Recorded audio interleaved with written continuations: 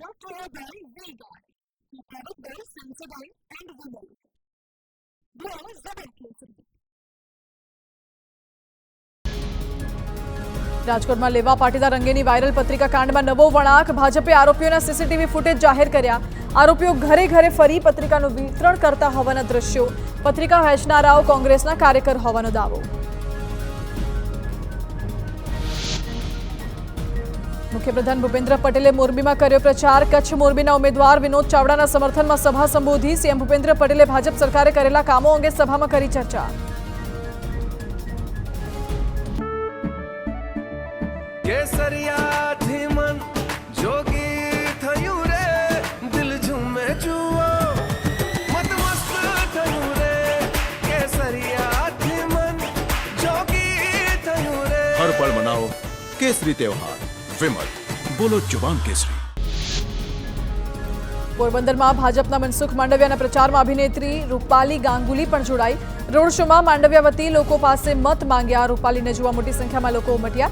રૂપાલીએ લોકોને મતાધિકારનો ઉપયોગ કરવા માટે અપીલ કરી.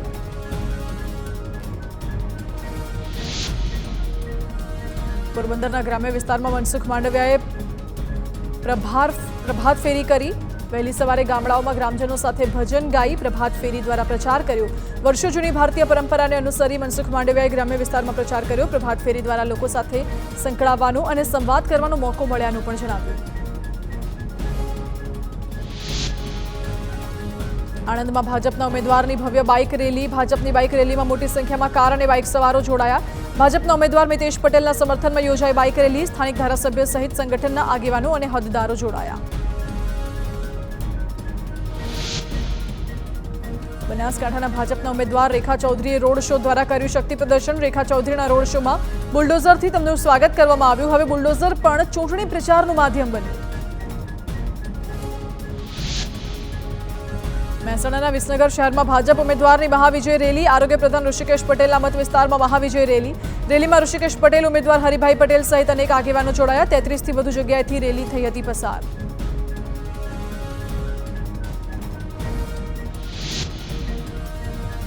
જામનગર ભાજપમાં સર્જાયું ભંગાણ. ભાજપ છોડીને 500 જેટલા કાર્યકરો કોંગ્રેસમાં જોડાયા. તમામ યુવાનોએ કોંગ્રેસને જીતાડવા આપ્યો કોલ.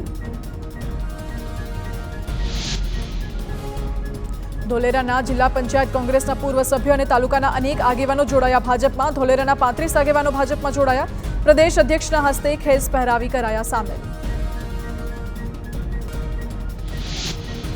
જામનગરમાં ક્ષત્રિય અસ્મિતા મહાસંમેલન યોજાયું. મોટી સંખ્યામાં ક્ષત્રિય સમાજના લોકોએ સંમેલનમાં હાજર રહી ભાજપ વિરુદ્ધ મતદાન કરવાનો સંકલ્પ કર્યો. સાથે જ સંમેલનમાં ક્ષત્રિય આગેવાન પીટી જાડેજાએ આહવાન કર્યું કે બીજા શસ્ત્રો ભલે ઘરે રહ્યા, અત્યારે મતદાનના શસ્ત્રનો ઉપયોગ કરવાનો છે.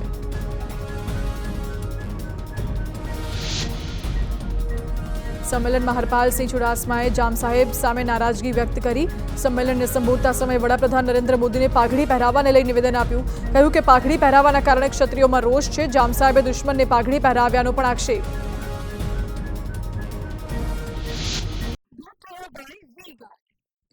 By Sensodyne and Women. Blue Zebra.